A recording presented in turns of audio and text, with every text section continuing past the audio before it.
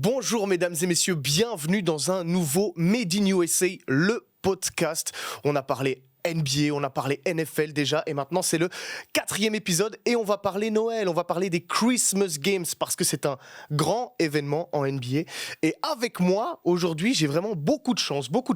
Je vais commencer à ma gauche avec Eric Lenoir. Comment ça va? Ho ho ho. Vous voyez le pull, Eric est déjà dans le J'ai thème pris le de mood, Noël. j'ai pris le mood. On m'a dit Noël, j'ai fait Noël. Et c'est ce qu'on voulait, À ma droite, deux experts du ballon orange avec Duke Tchomba, évidemment, toujours là. Comment ça va, Duke? Superbe, nickel. Franchement, on est bien. Prêt pour Noël? On est là. En plus, écoute, il a le pull, t'es là, il y a Max Payne. On est bien, on est prêt. Tout est réuni avec effectivement un petit, entre guillemets, nouveau, parce qu'il est très très grand, Maxime Dezeux, qui est avec nous aujourd'hui. Comment ça va, Oui, Max? je suis un rookie, moi, mais très bien. Merci de me recevoir. En tout cas, je suis vraiment très content d'être parmi vous, parmi autant d'experts. Et voilà, donc Made in USA pour Christmas Games. On va un petit peu revenir sur ce qui s'est passé cette saison avec... On va commencer par nos coups de cœur, ce qu'on a bien aimé cette saison. Eric, je vais commencer par toi. Qu'est-ce que tu retiens pour l'instant? Qu'est-ce que tu as aimé cette saison? Alors, il y a quelques points sur lesquels je ne vais pas être très original. J'ai beaucoup aimé le début de saison de Steph Curry, qui nous en a mis plein la vue, mais ça, je pense qu'on est quelques-uns dans le cas, donc je vais peut-être pas insister là-dessus, mais enfin, ce qu'il fait, c'est quand même extraordinaire.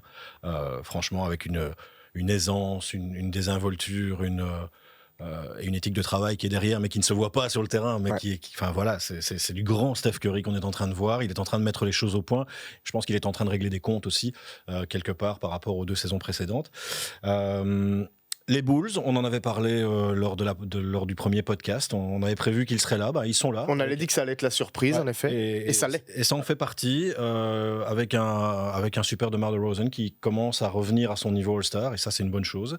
Avec surtout un coach qui fait de l'excellent boulot. On aura l'occasion sans doute d'y revenir. Et puis, peut-être un truc un peu moins attendu, mais certainement moins attendu au début de saison. Par contre, moi, ce qui me plaît vraiment, ça se passe à l'Est et ça se passe du côté de Cleveland. J'ai eu l'occasion de faire un match de cette équipe de Cleveland. J'étais comme un gamin en train de L'un regarder. des plus beaux matchs que tu aies commenté. Ouais, je me suis amusé, mais ces gars-là m'ont amusé. Contre le Jazz, c'est ça? Ouais, c'est ça. Et franchement, waouh, ça jouait, ça partait dans tous les sens. Et ces gars-là jouent sans Colin Sexton. Ouais. Mais des gars comme Garland, des gars comme Mobley, enfin c'est tous des jeunes et quelle équipe d'ailleurs, à tel point que on aura l'occasion d'y revenir aussi sans doute. Il semblerait que notre ami californien est en train de se détacher de sa franchise et semble dire qu'il voudrait revenir à Cleveland. Il y a un petit teasing pour coacher et mentorer cette équipe de jeunes. Ok. C'est une rumeur. Wow. Ouais. Eh ben on va voir ça tout à l'heure. Max, tes 3 coups de cœur un petit peu de ce début de saison. Avant ça, je voulais rebondir sur Vas-y. le propos d'Eric. C'est qu'il a oublié de mentionner Jarrett Allen, qui fait un boulot incroyable du côté de Cleveland. Tout à fait. Qui fait partie justement de cette surprise de Cleveland, qui était dans mes 3 surprises de ce début de saison. Et même Mark Cannon, qui a retrouvé un niveau... Ils sont des jeunes, Allen est encore jeune aussi. Et même Kevin Love qui peut apporter de temps en temps et qui retrouve petit à petit un niveau vraiment assez convenable. Et ça faisait vraiment partie de mes surprises. Et de nouveau pas original, les Chicago Bulls. Je veux dire, ils sont au top de l'Est pour l'instant, derrière Brooklyn. Et ça reste aussi une de mes surprises. Et de nouveau pas original, Steph Curry qui met tout le monde à l'amende. Il est incroyable. On en avait parlé lors du premier, et Duke l'avait cité comme, si je me souviens bien, comme futur MVP. Potentiel MVP, tout de suite. C'était l'œil de Nostradamus, il voit tout. Il a eu raison. Il a eu raison et franchement, incroyable. Ils sont beaux à avoir joué. Il y a des jeunes qui sortent aussi, Jordan Poole notamment. Ouais. Voilà, vraiment une équipe très agréable et qui est premier à l'Ouest. Ouais. On va en reparler dans quelques instants de Stephen Curry. Duke, avant, tes 3 coups de cœur très vite. Et puis justement, on va effectivement ouvrir ce chapitre Curry parce qu'il y a beaucoup de choses à dire. Je vais aller rapidement. Et déjà, mon premier coup de cœur. N'oubliez pas, c'est Noël, les gars. C'est mon pull. Non, mais franchement, on y est presque. Parce qu'en fait, mon premier coup de cœur, moi, c'est ce podcast. Je trouve que le marché belge en avait besoin. Donc c'est énorme, c'est génial. J'espère aussi que vous kiffez. J'espère que toi tu kiffes, qu'on kiffe tous. Donc ça, c'est déjà le premier truc. Deuxième, écoute, Moi, franchement, j'ai vraiment envie de dire, c'est Kevin Durant. C'est Kevin Durant parce qu'en fait, quand il pense, je veux dire, it's a man on a mission. Vraiment. Kyrie qui tombe, James Harden qui n'était pas à son top. Donc, tu te retrouves quand même finalement, tu n'es plus épaulé comme il a toujours été, parce qu'à OKC, il était super épaulé. Bon, on ne va pas parler de sa période à San Francisco, parce que bon, là, d'accord. Mais là, tu montres une fois de plus que, tu vois, même si on a envie de dire, OK, Steph Curry, comment il est en train de mettre tout le monde au clair, mais derrière, tu ne peux pas dire que il est beaucoup mieux qu'un Kevin Durant non plus, tu vois. Il est moins, certes, Kevin Durant est moins flashy, mais Kevin, pour l'instant, quand les Nets vont être au complet, ça va être assez intéressant. Il porte l'équipe. Voilà, donc moi j'avais envie de dire ça. Et puis derrière, écoute, il faut aussi dire les choses comme elles sont. En termes de coup de cœur, je suis obligé d'aller... Tu n'es pas prêt pour ça? Tu n'es pas prêt pour ça? Il me fait vert. Il y a du suspense là, il y a du suspense. Non, mais en fait, c'est simple. Pour moi, je trouve aussi mon vrai coup de cœur. J'aime beaucoup ce que, logiquement, nos amis à Denver sont en train de faire. OK. Et pourquoi? Je dis, c'est que certes, on attendait qu'ils tapent un peu plus haut. On est bien d'accord. Maintenant, je crois qu'ils ont atteint un basket qui est un petit peu plus réaliste. Mais c'est bon. Tu vois, je veux dire, ça se bat, il y a quelque chose, il y a du potentiel. Et il faut voir, dans une conférence Ouest qui... On n'en parlera pas. C'est pour ça que j'ai envie de parler de Denver aujourd'hui, parce que dans 3 mois, dans 6 mois, on ne parlera plus de Denver. On ne parlera pas de Denver, non. Ça, c'est sûr. Mais il y a quand même quelque chose ici, je trouve, qui est assez intéressant qu'ils ont fait. Et donc, voilà. Ben, restons alors un peu sur Denver, parce que je me souviens, Max, qu'on en avait parlé quand je t'avais interviewé la saison passée. C'est un style un petit peu européen, Denver, avec Jokic, dont tu t'inspirais aussi. Le métronome. Enfin, je veux dire, en termes de pivot actuellement, il sait tout faire. Ça shot, ça joue au post-up, ça fait des passes, une vision de jeu incroyable. Et en termes vraiment à cette époque-ci, ce pivot, c'est le meilleur pivot de la NBA pour moi. Ouais. En tout cas, on va dire, peut-être pas le meilleur, mais dans le top 3 des meilleurs pivots actuellement, parce qu'il sait tout faire. Et il mène cette équipe de Denver depuis plusieurs années au top de la conférence Ouest, donc on ne peut que souligner cet incroyable talent. Tu penses que Eric, il peut être MVP encore, Jokic, malgré, parce qu'on sait que pour l'instant dans la course, et on en reparlera tout à l'heure, il y a encore Curry et KD devant, il a été fort décrié, mais est-ce qu'il peut encore l'être? Si KD et Curry continuent comme ça me semble assez difficile, même si lors du premier podcast, j'avais cité Denver comme outsider pour le titre, mais je ne pense pas que... Enfin, ou alors il faudra une baisse de régime des autres. Mais peut-être une montée en puissance. Oui, une montée en... Oui, il faudra vraiment qu'ils montent fort. Quoi. Oui, mais ce qui reste, je veux dire, dans le sens, pour l'instant, je te coupe vite, tu vois, mais je veux dire, ils sont en train de... C'est pour ça que moi, je trouve que c'est une bonne surprise, c'est que c'est beau à voir, en fait. Quand tu les vois jouer, tu les vois partir en transition, tu vois des trucs, tu vois défensivement comment chacun il couvre. Donc, je trouve que ça, c'est bien. Est-ce qu'ils vont pouvoir maintenir ça sur la durée? La question, elle est là. S'ils le font, Denver reste une équipe que tu ne veux pas avoir en playoff. Ah non, ça, c'est clair. Il y a aussi le retour de Jamal Murray, qui ne sera pas tout de suite. J'ai lu un article récemment qui disait pas avant février, mais quand même, si Jamal Murray revient, c'est autre chose. Supplémentaire. Ça va devenir une équipe très sérieuse. Là, on reparle de l'outsider pour le titre. Voilà, exactement. Il revient à son niveau.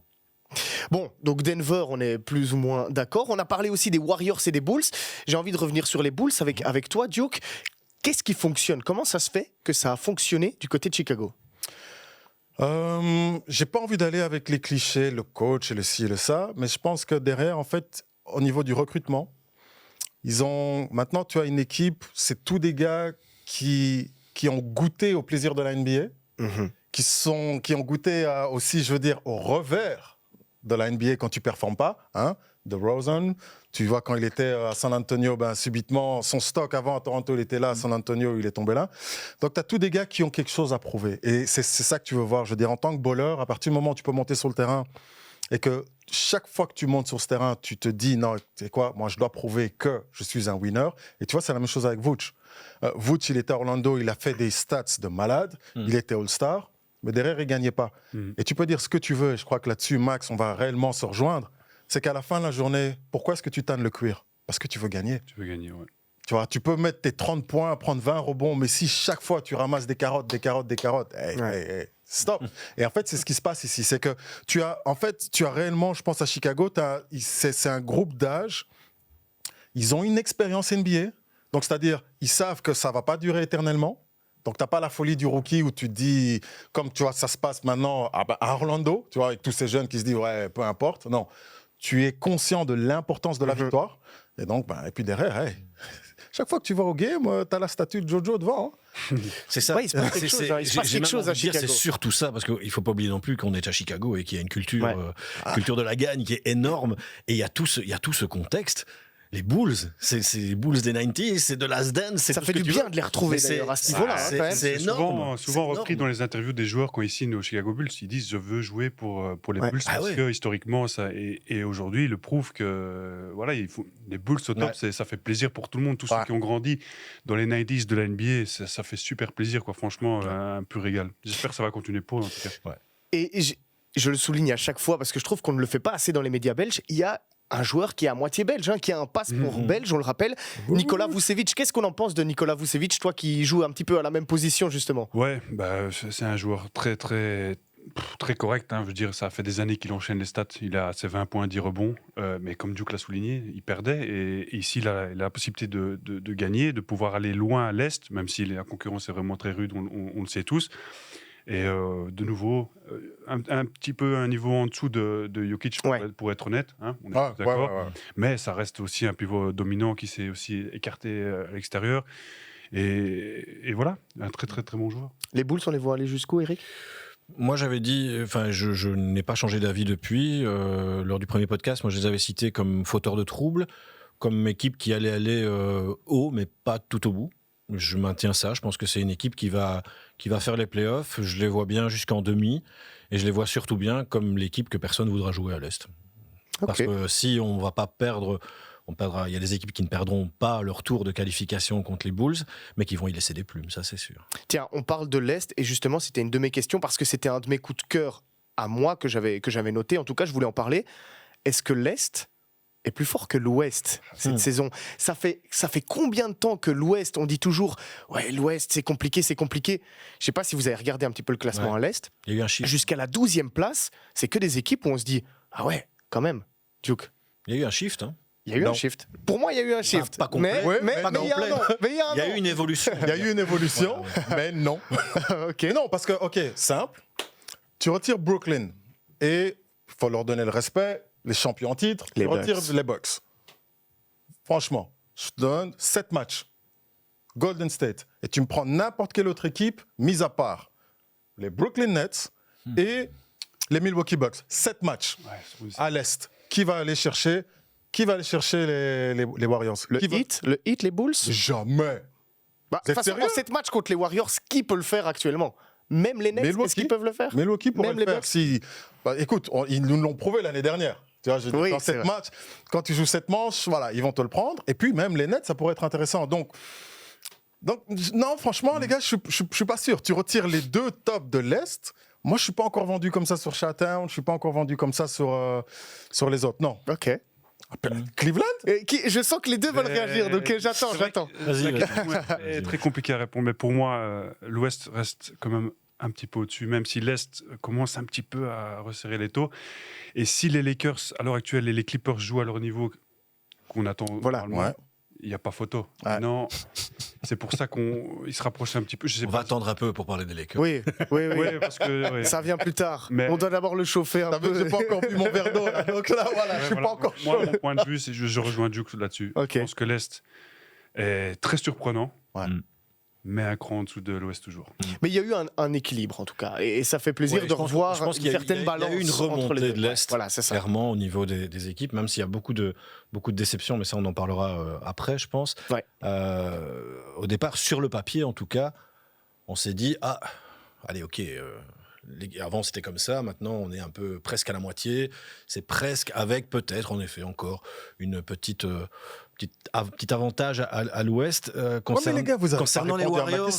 Tu retires les 2 tops de l'Est. Le Heat et les Bulls. Oui, mais c'est ça que je suis en train de. Honnêtement, c'est là où j'en venais. Le Heat, tu vois le Heat sur 7 manches, je suis même pas sûr que ce Heat là, en toute transparence, si tout le monde est là, je suis pas sûr que ce Heat là. Juste sur 7 matchs, c'est compliqué. Ouais. Mais sur 7 matchs contre les Warriors, pour moi, personne peut le faire actuellement. Mais gêner les 2 derrière ceux que tu as dit, selon moi, les Bulls et le Heat ont un effectif incroyable. Sur les Warriors, je suis un peu plus nuancé. Pourtant, c'est pas un secret, hein, c'est une des équipes que j'aime beaucoup en NBA, parce que voilà, il y a une philosophie, une culture que moi j'aime bien. Ce truc qui s'est construit ensemble en partant de gars qui n'étaient pas des hauts choix de draft, qui n'étaient pas des stars, ils sont devenus des stars ensemble. Enfin bref, j'ai déjà expliqué ça plein de fois. Je serais d'accord avec ce que Duke disait si, en effet, on a un Clay qui revient à 100% et qu'on a un Wiseman qui revient et qui montre quelque chose. Ou alors qu'il y a un trade. Puisqu'on parle de Miles Turner, on parle de Sabonis. Bon, on verra ce qui se passera d'ici à la trade deadline. Mais en l'état actuel des choses, oui, les Warriors sont bien. Oui, les Warriors sont agréables à regarder jouer. Et je vais certainement pas me priver du plaisir du fait qu'ils sont en tête de la conférence Ouest. Tout ce qu'on veut. Mais pour l'instant, cette équipe-là, en play-off, sur 7 matchs, face aux Nets, face aux Bucks, et peut-être face à d'autres équipes, mais il faudrait vraiment que je réfléchisse un peu plus. Je suis moins convaincu que les Heat ne leur poseraient pas de problème si les Heat sont à fond. Mais je pense que cette équipe-là des Warriors, pour l'instant, est très bonne en saison régulière. Tu mets la même chose en play-off. C'est ça, c'est différent. Sans les deux qui doivent revenir. C'est vous qui êtes en train de vous bloquer sur les Warriors. Ok, prends les Suns. Je réponds à la question. Prends les Suns. Pour répondre à ta question. Tu vois ce que je veux dire? Non, tu vois ce que je veux dire? Parce que les Suns, c'est la même chose. On n'en parle pas beaucoup, mais ils sont là. Qui va toucher les Suns en 7 matchs? Ils sont là. Égalité avec les Warriors. Donc tu retires les deux du top de l'Est. Mais alors tu dois retirer les deux à l'Ouest. Tu dois retirer les Warriors et les Suns. Mais si on retire les deux du West, qu'est-ce qu'on mais c'est vous qui êtes en train de dire que l'Est monte. Oui, mais pour l'instant, si tu retires les deux tops de l'Ouest, c'est-à-dire les Warriors et les Suns, il y a encore des équipes en dessous, évidemment, mais au vu de leurs résultats actuels... Ok, je sais plus comme ça. Hein. Question. La troisième à l'Ouest, c'est qui? Le Jazz, je pense. Ok, le Jazz, en toute transparence. Toi, tu vas me dire que les Bulls vont battre les Jazz en 7 manches. Tu vas battre, donc, c'est-à-dire... Il y a une belle série. Une belle série. Vraiment, bon, en tout cas, ce qu'on veut dire, c'est qu'il y a un équilibre qui a été retrouvé et effectivement, il y a encore un petit avantage à l'Ouest. Ça, c'est vrai qu'on est assez d'accord. Voilà. Il y a débat. Et la dernière question... Il y a toujours débat. Je voulais vous poser une dernière question avant de passer un petit peu aux déceptions. Les refs. On sait qu'il y a eu un changement d'arbitrage en NBA. On a retrouvé un petit peu ce côté musclé de la NBA. On a parlé au début du côté 80s, 90s. Qu'est-ce que vous en pensez? Il faut poser la question à James Harden. Oui, voilà. Au début de saison, ça a fait beaucoup de débats. Il n'était pas très chaud. Mais Duke, dis-nous. Ok, simple. Si un joueur... Tu ne vas pas changer une règle parce qu'un ou quelques joueurs tout simplement sont passés maîtres dans l'art de ton règlement. Donc moi, mon problème est là. On l'a fait plusieurs fois dans l'histoire de la NBA. Hein. C'est ça le truc, tu vois, je veux dire, mais joue mieux en défense. Le seul problème, c'est que quand tu le fais plusieurs fois dans la NBA, c'est que on se rappelle tous du Jordan Rules, ok? Ou à la fin, donc ce que les Pistons faisaient pour essayer de limiter Jordan. Donc on change. Donc maintenant, tu n'as plus droit à tout ce genre de contact. Le hack and shack aussi, voilà, des choses même comme chose ça. avec le hack and shack. Donc tu n'as plus droit à ce genre de contact. Mais je crois que c'est quand même peut-être l'une des premières fois depuis Lou Alcindor, donc Karim Abdul-Jabbar, qu'en fait tu changes la règle. Mais maintenant pour essayer de refavoriser la défense, parce que in fine, les joueurs offensivement passaient au-dessus. Et tant mieux, non, de revoir un peu de défense ou pas convaincu? Tu dois mieux jouer en défense, tu dois mieux travailler tes switches et tu dois essayer de mieux anticiper le truc. Ok. Enfin, c'est mon regard. Il faut en effet améliorer la défense de position, je dirais. Mais je pense que si je dois vraiment un peu tempérer tout ça, c'est pas la peine de permettre un coup d'épaule si c'est pour siffler un marché au départ à un rookie et pas le siffler à des joueurs plus affirmés. Si c'est pour siffler un marché à un joueur secondaire, avec tout le respect, mais laisser des gars comme... Dis-le. Non, pas lui, il y en a plein. Tu vois, tu les vois faire 4 ou 5 pas et il n'y a rien qui... Enfin voilà, moi ce qui me dérange ce qui me dérange le plus, c'est pas les changements de règles. Ce qui me dérange le plus dans l'arbitrage NBA, c'est le manque de cohérence. Et le manque d'équité. Voilà. Mais Max, d'accord avec ça? Et puis justement, parce qu'en fait, je vais la lancer sur Max. Okay. Parce que regarde, on est là. Il y a le switch. Toi, en tant que big man, maintenant, tu te retrouves à jouer sur un gars, tu es obligé de switcher. Mais aujourd'hui, en NBA, vamos, tu peux rien faire. En tant que big man, tu peux rien faire sur ce switch. tu le touches, ça va être faute, tu vas faire... Qu'est-ce que tu peux faire? Tu vois ce que je veux dire? Tu peux pas rester dans la raquette, tu peux pas protéger parce que tu as tes 3 secondes défensives. Donc, c'est là que moi, je trouve... Tu vois, alors, comment tu fais pour jouer mieux en défense? Tu sais pas? Oui, mais regarde, comment tu fais pour mieux jouer en défense? Oui, pour mieux jouer en défense, alors tu dois... Moi, je pense que tu dois accepter que tu peux avoir plus de contact en amont de quand le joueur reçoit déjà la balle. Parce qu'aujourd'hui, tu n'as plus ça. Tu vois, aujourd'hui, c'est... Voilà. C'est un sujet très compliqué. Il y a aussi un gros débat, je pense. Et voilà, c'est un peu la fierté personnelle qui joue. C'est aussi l'intelligence de jeu qui joue. Maintenant, les règles, est-ce que ça change vraiment beaucoup? Oui, peut-être. Mais il faut vraiment privilégier la défense, je pense, actuellement. Hein, et sur sa fierté, en fait, plutôt. Parce que, comme Duke a dit, un pivot, c'est pas facile pour les pivots de jouer face à un garde qui est plutôt rapide et athlétique. Mais alors, on essaie de couper intelligemment, sans faire une volontaire ou quoi. Ou d'essayer de l'envoyer vers sa main faible. Toutes les petites choses comme ça. Et en NBA, c'est vrai que quand on compare avec l'Euroleague, ce que je n'ai pas envie de faire aujourd'hui, mais on voit facilement les gardes pénétrer et aller à l'anneau comme s'il n'y avait personne en face.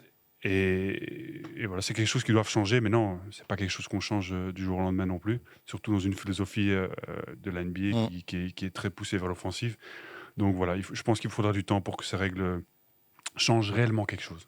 Ok, parfait. On a déjà parlé de pas mal de choses, de nos coups de cœur. Il y a déjà eu quelques petits coups de gueule, j'ai l'impression. Mais on va y aller maintenant dans les déceptions. Et je vais vous reposer la même question. Voilà. Duke doit un petit peu s'hydrater là. Ça va être compliqué parce qu'évidemment, je pense qu'on va parler des Lakers. On va voir.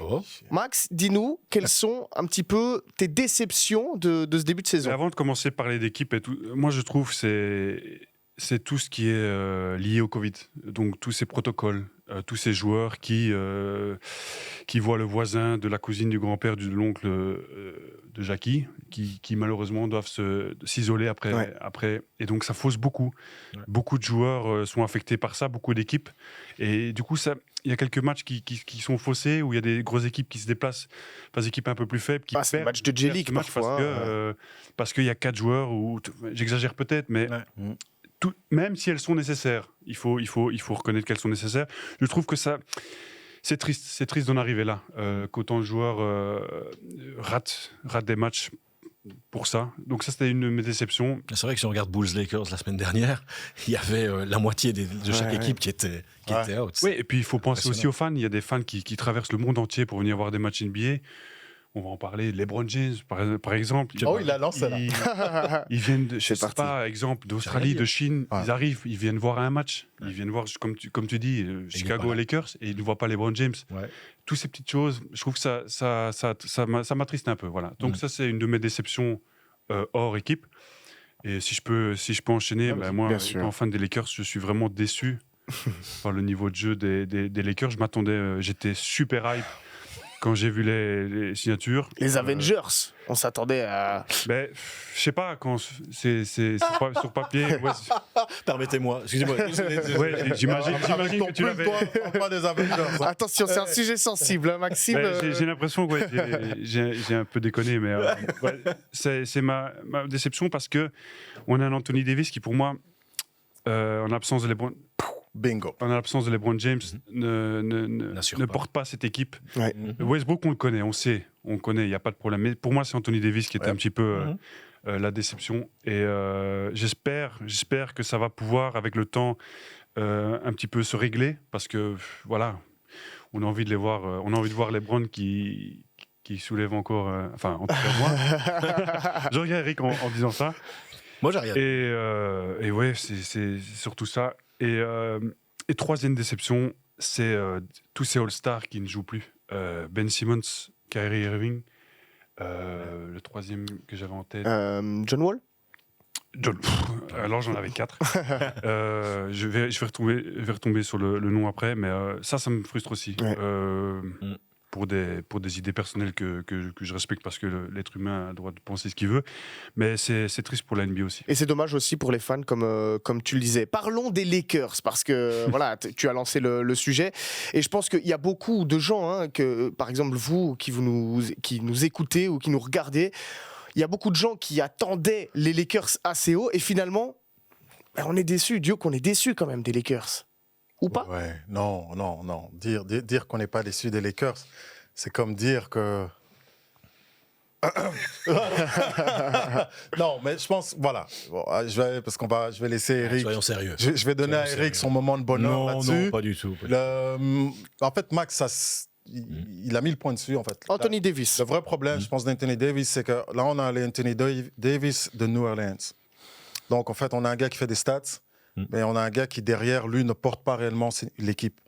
Et c'est la problématique que tu as. Et tu vois, maintenant, j'aime bien les Lakers dans le sens... Enfin, je surkiffe les Lakers.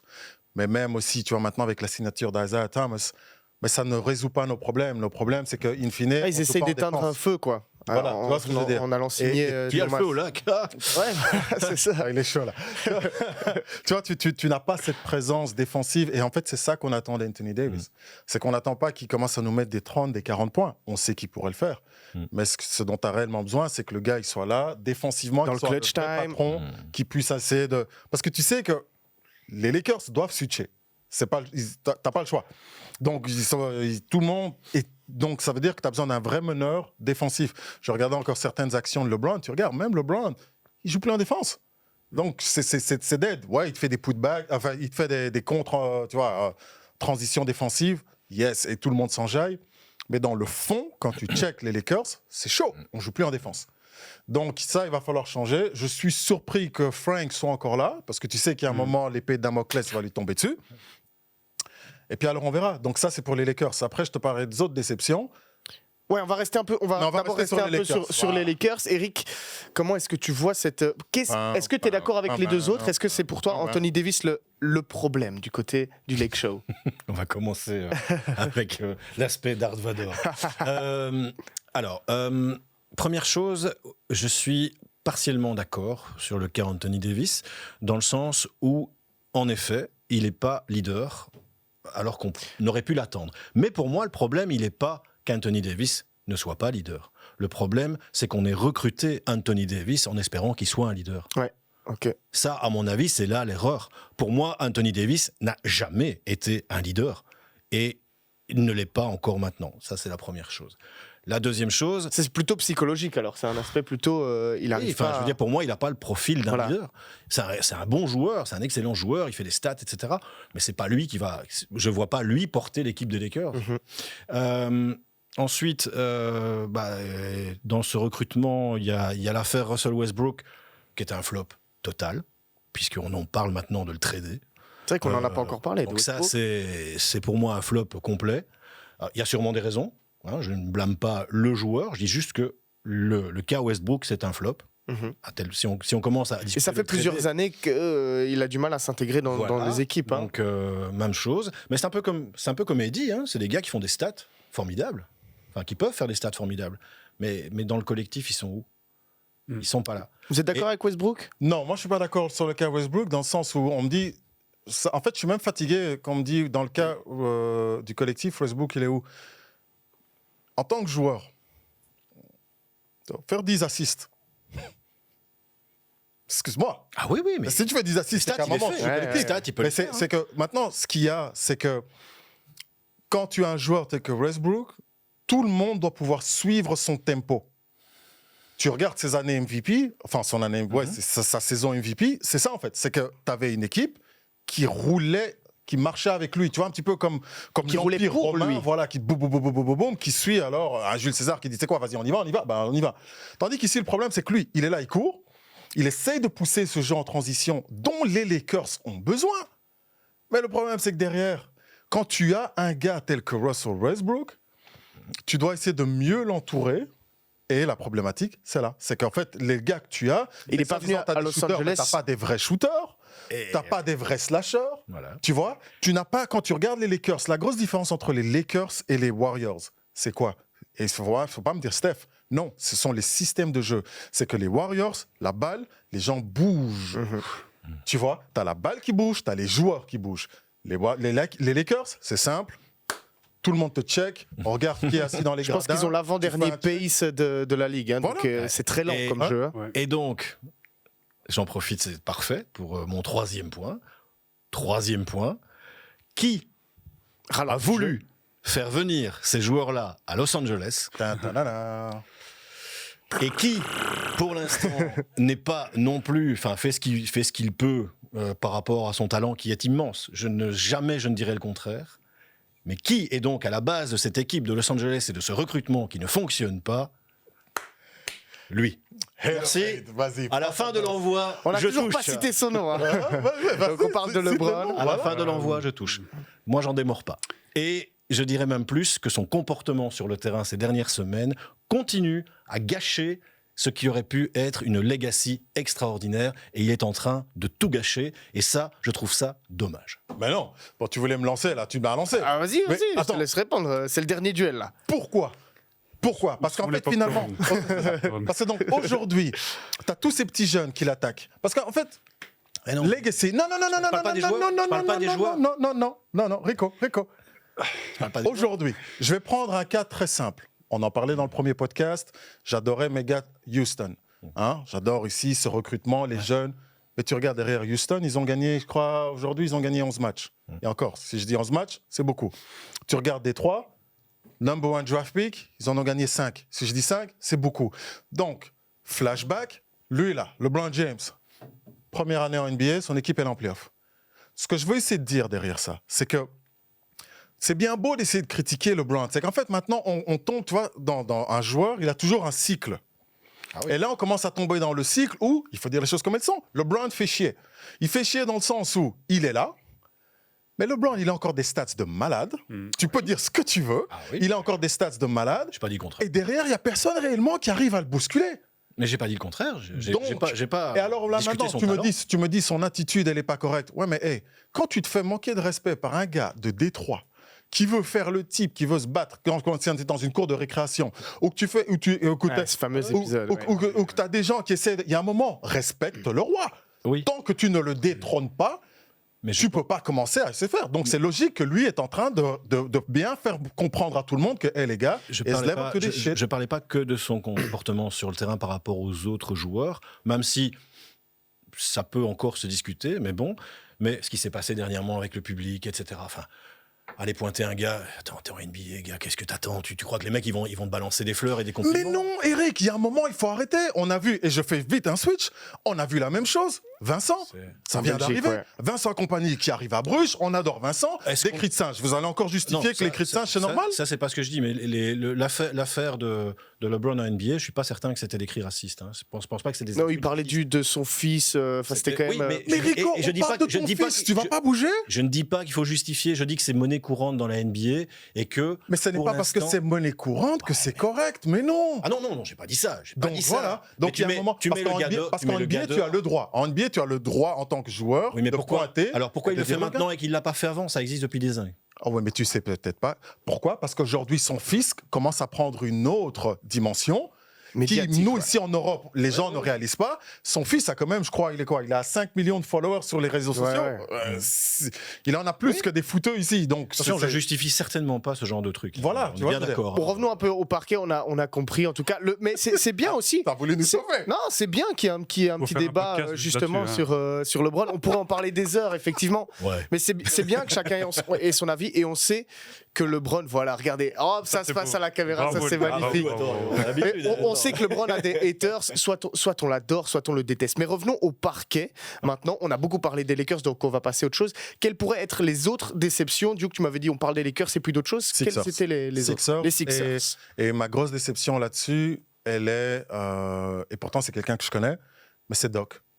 Je trouve que dans sa communication, ouais, c'est vraiment pas bien. Je veux dire, en plus, Doc, lui, s'est toujours positionné comme I'm a player's coach. Tu vois, je suis là, moi et les joueurs, on est bien.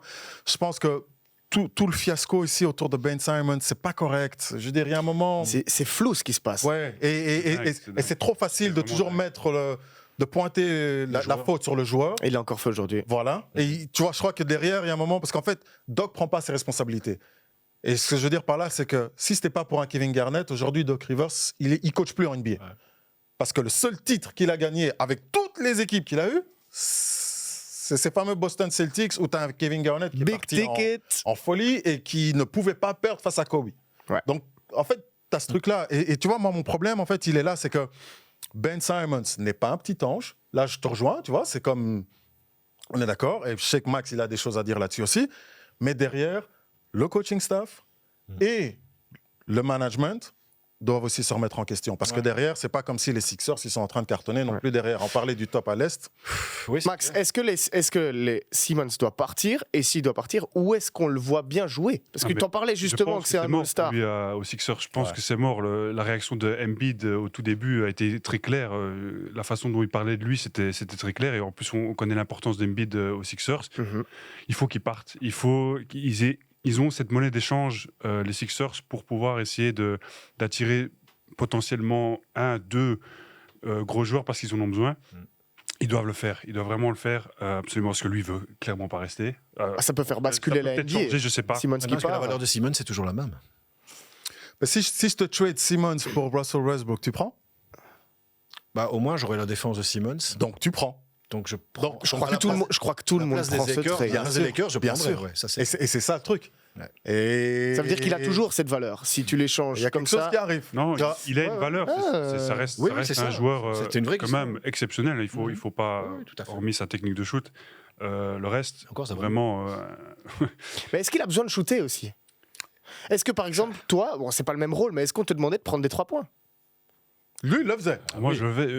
Parce que lui, c'est parce qu'il a un bon pick and pop. Oui, c'est ça, oui. Donc, on me demandait pas de, de faire 5 contre à la Kevin Touba, j'ai envie de dire. Donc, voilà, chacun son rôle aussi. Et le rôle de Ben Simmons, voilà, on le connaissait. On savait très bien qu'on n'allait pas faire des stagger screens pour lui et sortir après 2 écrans et shooter directement à 3 points, mais il avait des qualités énormes. En transition, cette rapidité, ce skill incroyable. Et c'est très triste. J'en parlais tout à l'heure avec Kyrie, notamment de ces joueurs All-Star qui ne jouent pas. Ouais. C'est triste de ne pas le voir parce qu'il a une fan base aussi incroyable. Et cette attitude pourra peut-être lui coûter cher, même si tout être humain doit défendre ses positions, ça j'en suis bien conscient. Mais à l'heure actuelle, la NBA a besoin de voir des joueurs comme ça sur le terrain. Ouais.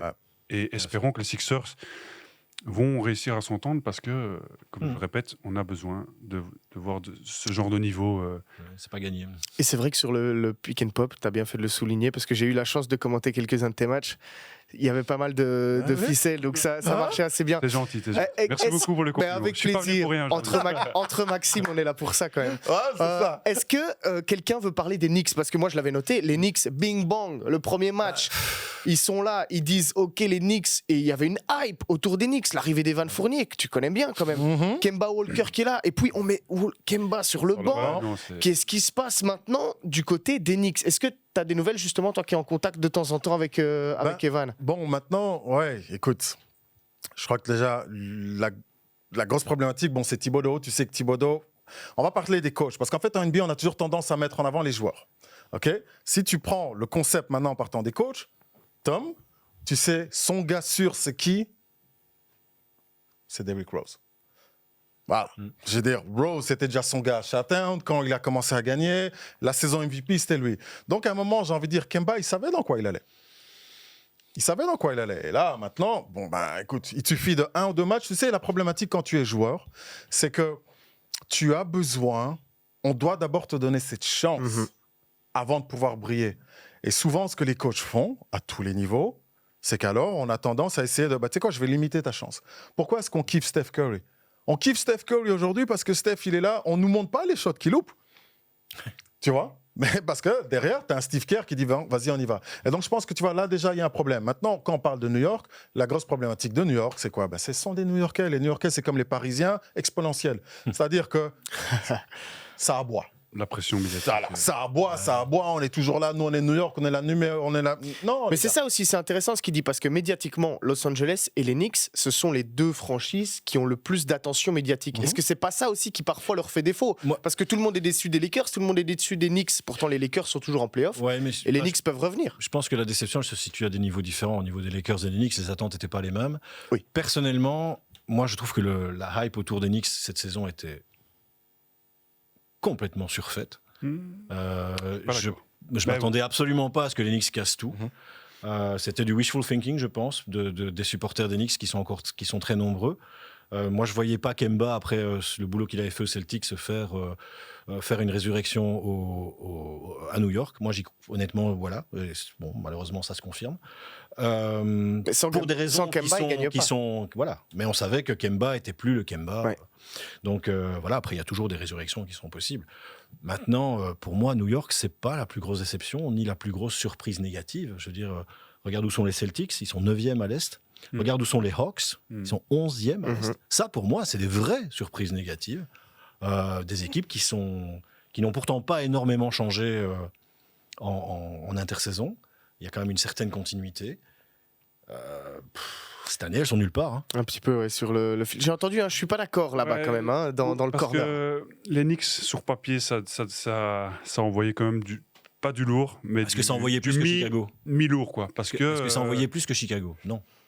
Ah, ça, j'ai pas dit. Non, mais voilà. C'est pour ça que je dis, moi, je voyais les Knicks facilement dans le top 6 et y rester jusqu'à la fin de saison. Parce que on a Randall qui est sorti d'une saison incroyable l'année dernière. On signe Evan Fournier qui peut amener du scoring. On a Quickly en sortie de banc qui ramène de l'énergie, des points tout le temps. Kemba, pour moi, je suis un peu surpris. Je suis un peu surpris parce que je m'attendais quand même à ce que ça marche. Moi, je les aurais vus 6-7-8. Voilà. En play-off, 6-7-8. Voilà. Mais toi, tu vas à la grosse fourchette. 6, 7, 8. 6, 7, 8. Moi, je ne les voyais pas dans le top 6, par exemple. Je ne les aurais pas mis dans le top 6. Je me serais dit, OK, s'ils sont 6e, donc vraiment à la fin du top 6, OK. Mais moi, perso, je ne les voyais pas au-delà de ça. Maintenant, c'est mon avis. Je vais te laisser aller. C'est mon avis et je le partage. Voilà, on a parlé des déceptions et on doit avancer parce que le temps file un petit peu. Et on va parler de Noël, voilà, parce qu'on est là pour se rassembler. Oui. Et il va y avoir une super soirée le 25 avec vous, messieurs. On aura 4 matchs en live à suivre. Donc Hawks, Knicks à partir de 18h. Ensuite, il y aura Bucks, Celtics, Suns, Golden State. Et puis, les Lakers contre les Nets. On espère évidemment que le Covid épargnera un petit peu tous les joueurs pour avoir du beau spectacle. J'avais envie de vous poser cette question. Quel a été votre plus beau souvenir des NBA Christmas Games ? Et on imagine qu'il y en a quand même. On laisse Eric un petit peu réfléchir. Duke, je pense que tu as quelque chose là déjà ? Allez, vas-y, c'est parti. Simple. Vous vous rappelez le fameux divorce, le Breaking Hollywood, la première année où Shaq part à Miami ? Et donc, le fameux game, c'est Lakers, Heat, le retour, la première confrontation des deux. La hype était telle, ce game-là. On ramène les tensions à Noël en NBA, en fait. Hein. Non, c'était énorme, c'est ça, tu vois. Et c'est ce que les gens attendent. Et c'est ce que les gens attendent. Et donc, en fait, moi, je peux te dire aussi, et certes, tu vas peut-être dire que je suis bias, mais c'est aussi pour ça que je suis tombé aussi amoureux, je crois, des Lakers. C'est après, tu peux aussi continuer la même chose. C'est ce fameux game où tu avais ce fameux Cleveland Lakers. Kobe, LeBron. C'était un game, c'était des games de fou. La majorité du temps, le pire, c'est que LeBron, il avait une meilleure équipe, donc il battait les Lakers. On les a pas vus en finale, mais on les a vus voilà, tu vois. Et donc, pour moi, c'est sûr. Mais je crois que s'il y a vraiment un game qui ressort, c'était ce fameux où Shaq et Kobe reviennent. Et puis alors, au début du match, t'as Kobe qui vient, qui fait un check. À Shaq et tout le public, tout le step en scène. Tout le step en scène, parce qu'il ne s'était pas parlé depuis. Ça, c'est la tension, ça, c'est le truc que tu veux voir, tu vois. Et la NBA, ils sont forts pour ça, pour amener les tensions. Le show en premier, mais... Max, est-ce que tu en as un en tête ? C'est une question très difficile, franchement, sincèrement. Je pense que tous les matchs ont cette saveur au Christmas Day. Il y a cet esprit de fête, mais aussi cette rivalité. Et ils veulent absolument perfumer pour ce jour, c'est ce qui est une chose incroyable. Et j'ai pas de match en particulier.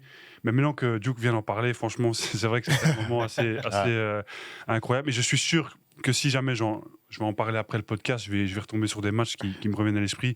Mais là, à l'heure où tu me poses la question, je ne peux pas te répondre.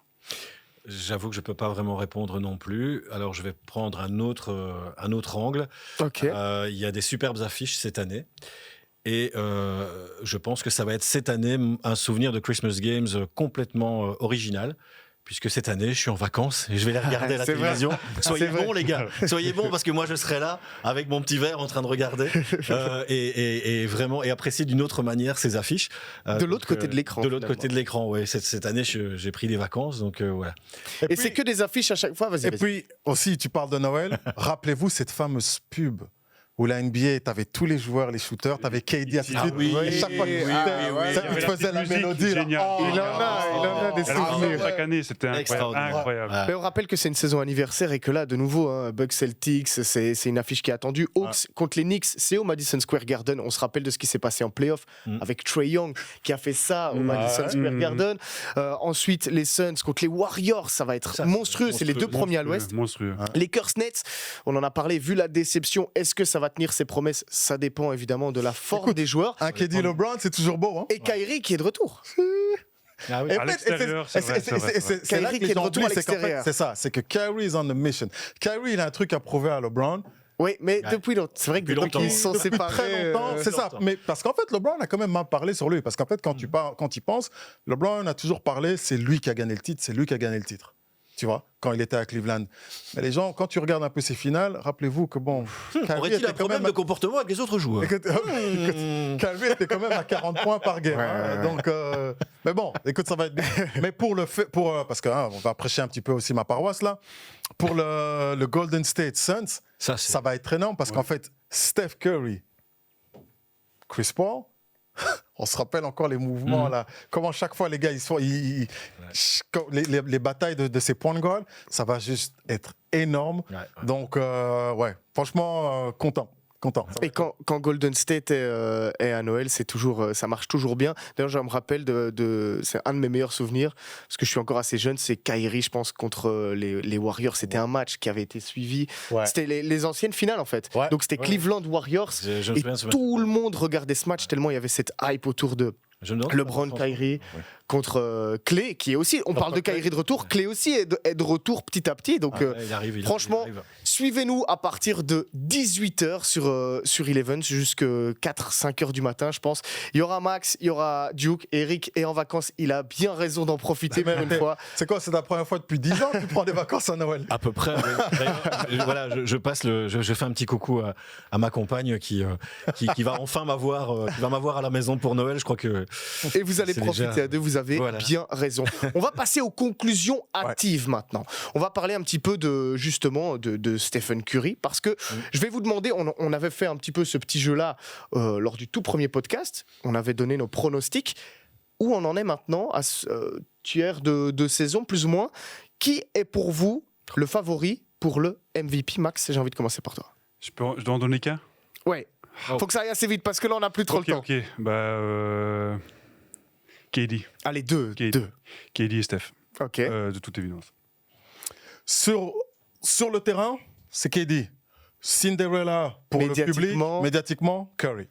Qui va l'avoir alors? Curry, à mon avis, va l'avoir. Ok.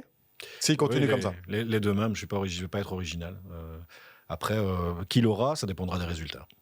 La course au MVP, c'est les 4 derniers MVP, je pense. C'est Steph, KD, Giannis et Nikola Jokic qui est encore là. C'est vrai qu'on parle pas beaucoup des Bucks ni Giannis, mais on ne peut pas les oublier quand même. Mais c'est vrai qu'on n'en parle pas beaucoup. Parce qu'ils ne sont pas constants pour l'instant. On va voir s'ils vont...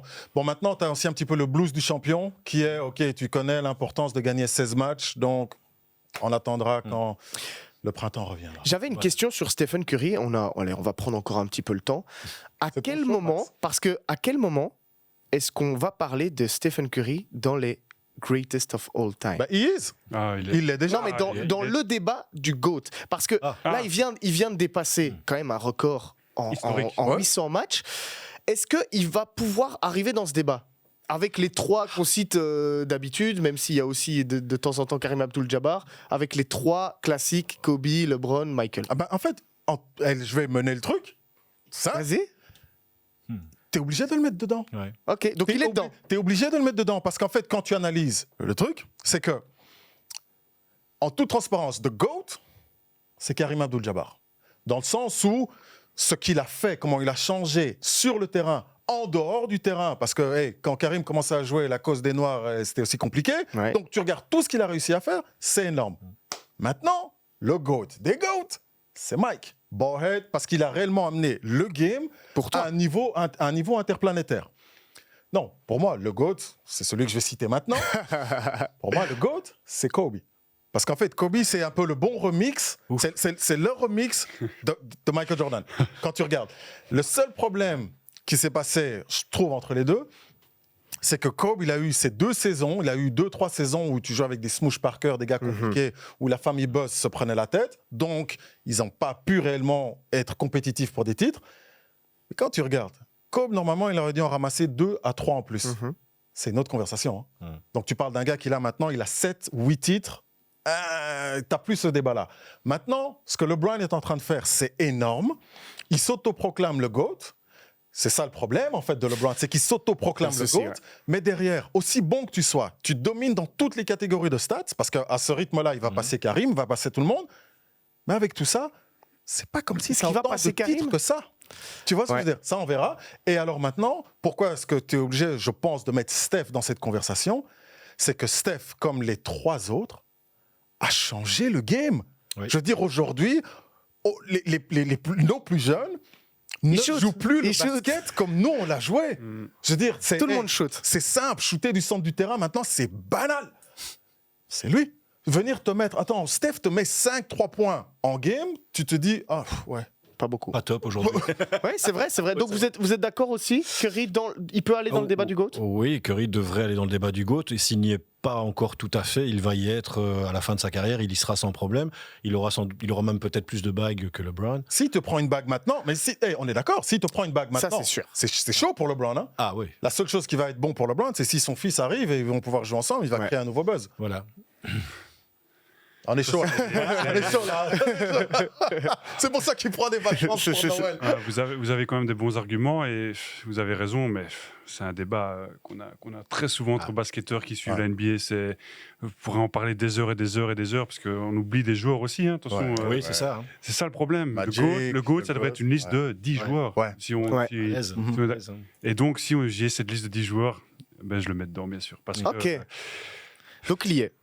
Donc c'est un bon compromis en fait. C'est parfait. Il a mis Golden State sur la map du basket mondial. Hein, non seulement il shot incroyablement pendant les matchs, mais à l'échauffement, il nous fait des trucs. Et il commence même à défendre. Il commence même à défendre. Ouais. C'est ça. Et donc, il défend de mieux en mieux. Pour moi, c'est ça aussi. C'est pas son job, mais voilà, il peut faire partie de cette. Ok, liste. Parfait. Bon, allez, on va accélérer un petit peu parce que je vois le temps qui file vraiment. Et donc là, je vais vous demander d'aller assez rapidement.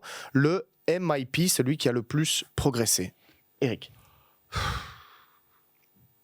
Compliqué. J'ai pas de réponse. Est-ce qu'il y en a un qui a Miles Bridges de Charlotte Hornets. Miles Bridges. Ou la Melo Ball dans la même équipe. Pour moi, ça va jouer aux Hornets. Hein. En tout cas, il gagne en plus. Ouais. C'est agréable.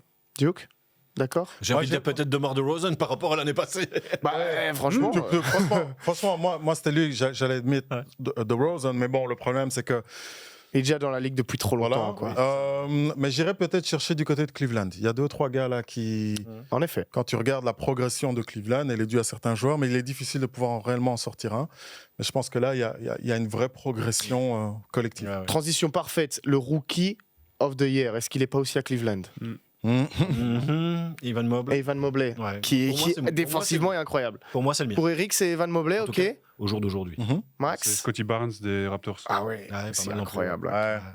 Tout le monde tourne à 15 points par match. 15 points par match pour un rookie. Et on le met souvent sur les meilleurs joueurs adversaires en défense. Donc, moi, j'aime beaucoup. C'est quoi? Je vais aller avec Max. Désolé, Rico. Je vais aller avec Max. C'est vrai qu'on va aller. On va aller du côté. Plus de Jalen Green alors, hein, pour toi? Tu nous l'avais vendu comme. Écoute, il va peut-être rebondir, mais là, je veux dire, je peux pas prêcher la défaite. Puis le contexte. Tu vois, il y a un moment, il faut faire attention, quoi. Il y a un moment, il faut faire attention. Et parce que pour que lui shine, tu mets John Wall, tu laisses John Wall sur le banc. Donc il y a un moment. Alors, il faut que tu performes, gars. Et il y a encore Kate Cunningham, dont on n'a pas parlé, mais qui un diesel et il montre quand même des chouettes choses. Mais il ne gagne pas, les Détroit gagnent pas. C'est des contextes difficiles. Comme tu le disais tantôt, quand LeBron est arrivé, son équipe gagnait. Et là, Détroit ne gagne pas. Le favori, ou allez, on va dire les deux favoris, un à l'Est et un à l'Ouest, pour aller gagner cette bague, ce titre. Oula. Alors, qui veut commencer? Max est chaud. Max est chaud. Il est dans le corner. Milwaukee pour reconquérir le titre et je vais me lancer. Waouh. dur. Si Klay Thompson revient à un niveau correct, pas son niveau parce que je pense que ça va être très compliqué, imbattable. Un petit Bucks Warriors en finale. Duke. Brooklyn's in the house. KD a beaucoup plus à perdre que n'importe quel autre joueur dans la NBA. Je veux dire, si Steph Curry ne gagne pas, c'est Steph, c'est la darling, on l'aime bien. LeBron, on pourra dire c'est l'âge, on pourra dire c'est le collectif. KD, il a tout. Giannis, exactement. Giannis, bon, tu l'as quand même eu, tu as eu tes double MVP, ok. Mais KD doit gagner. C'est aussi simple que ça. Et tu vois comment il joue cette saison. Il doit gagner parce que KD veut, on en parlait il y a 5 minutes, rentrer dans cette conversation de GOAT. Si tu veux rentrer dans cette conversation de GOAT. Est-ce qu'il est dans le top 10 ou pas, lui, si on parle des GOAT? En tout cas, en termes de scoreur, cette facilité à scorer. C'est sûr. En termes de scoring, oui. Mais pour moi, il doit encore aller la chercher. Ouais. Parce que alors là, maintenant, ça veut dire que là, on aura réellement quelque chose. Tu as été gagné avec les Warriors. Bon, il y avait peut-être cet astérix pour certains. Mais si tu arrives à gagner ici avec ce que tu es en train de faire avec les Brooklyn Nets, sachant que c'est toi qui portes l'équipe, c'était déjà toi qui l'as porté ici pendant les playoffs, là, la conversation change. Donc Nets pour moi, c'est KD. Contre Warriors. Ok. Eric? Les Nets pour les raisons que Duke a évoquées, mais je mettrai quand même en réserve les Bucks parce que je pense que les Bucks sont plus forts que l'année dernière, même s'ils sont pas réguliers pour l'instant. Je pense qu'ils sont plus forts, ils sont plus profonds. Et à l'Ouest, je dois avouer que j'aimerais bien voir les Warriors avec leur tour de clé et Wiseman. Mais les Suns sont... Mais ouais, voilà. Les Suns sont aussi, je pense, plus forts que l'an dernier. Ouais. Et donc, ouais, voilà. Et Chris Paul est dans la situation de KD. Ouais. Chris Paul doit gagner cette année. S'il gagne pas... C'est compliqué. En parlant de Chris Paul, on me pose la question du MVP tout à l'heure. Il est dans le débat parce que... Il devrait l'être. Statistiquement, on ne voit pas son impact. Il fait une grosse saison. Mais dans la franchise en elle-même, c'est quand même lui qui... Ah, mais on parlait de leader avec Anthony Davis. Ça, c'est un leader. Chris Paul, c'est un leader dans le vestiaire aussi. Ouais. Et par contre, c'est là où j'en parlais justement tout à l'heure. Contrairement à New York et Los Angeles, Phoenix, médiatement, c'est pas un gros marché. Et c'est aussi pour ça, parfois, que t'es pas dans le débat. C'est un peu comme Milwaukee. Exactement. Mais ça, c'est ce qu'ils aiment. Je veux dire, je crois qu'une équipe... Imagine un Devin Booker sous les highlights de LA. Mais tu vas partir en vrille. Tandis que t'es là, t'es à Phoenix, t'es bien, tu fais ton truc, t'es tranquille. Et Chris Paul aussi, il est content. Comme ça, il peut garder tout le monde là. Restez calme, on continue à gagner, on reste au top. Et on arrive en play-off. Prendre les gens, voilà. Parfait, merci beaucoup messieurs, on a parlé de beaucoup de choses, ça fait vraiment plaisir pour Noël, on espère que vous aussi vous avez pris du plaisir. N'hésitez pas justement à nous dire dans les commentaires qui sont vos MVP, quelles sont vos déceptions, quels sont vos coups de cœur. N'hésitez pas vraiment à réagir à tous les débats qu'on a parce que c'est aussi ça la NBA, on le voit notamment sur le groupe Eleven Sport NBA qu'à chaque match on interagit et on a évidemment hâte de vous voir pour Noël. Et on a aussi un cadeau énorme pour vous. Le pull d'Eric. Oui, peut-être. Il est pour moi. Mais franchement, c'est encore plus énorme. Écoutez bien, vous pouvez gagner des tickets VIP, tout frais payés, pour aller au All-Star Game. This is it, baby, we go. All-Star Game, qui aura lieu à Cleveland. Qui aura lieu à Cleveland. J'ai voulu les piéger. Bon, ok, Cleveland. Bah, on y va quand même. Pour All-Star, on y va. Joachim Noah ira pas, en tout cas, au All-Star Game, c'est sûr. Mais voilà, vous avez la possibilité de remporter des tickets. Donc rendez-vous sur elevensport.tv, un petit /NBA Xmas pour aller remporter ces tickets tout frais payés. Franchement, c'est une expérience incroyable. La dernière fois, c'était à Chicago. C'était vraiment top, surtout avec la nouvelle formule. Mais on en reparlera dans un nouveau podcast justement avant ce All-Star Game. Et nous, on espère. All-Star, bah, ça, on verra. On va faire le podcast. On peut le faire là-bas à Cleveland. Je connais un bon petit bar juste dans le coin. Là, on peut le faire. Déjà pour Noël, on a explosé le timing, donc c'est bien. C'est ça. On doit encore en parler à la direction, Duke, mais on te laissera. Non, allez. Joyeux Noël à tous. Vraiment, merci beaucoup, Eric, d'avoir été avec nous. Merci, Max, d'avoir été avec nous. Et merci, Duke. Ouais. Joyeuses fêtes à toutes et à tous. Si je peux juste ajouter quelque chose, on dit toujours à cette période de l'année, aimez-vous les uns les autres. Exactement. Mais moi, j'ai envie de dire qu'il y a quelque chose de plus important, c'est respectez-vous les uns les autres. Oh, c'est beau. Eh bien, vous savez quoi? On va terminer là-dessus. Prenez bien soin de vous et de vos proches. Et on se retrouve pour les matchs de Noël. Et puis, on se retrouvera dans des nouveaux podcasts NFL, NBA. Et on se dit à très bientôt. Ciao. Ciao, ciao. Ciao. Ciao, ciao.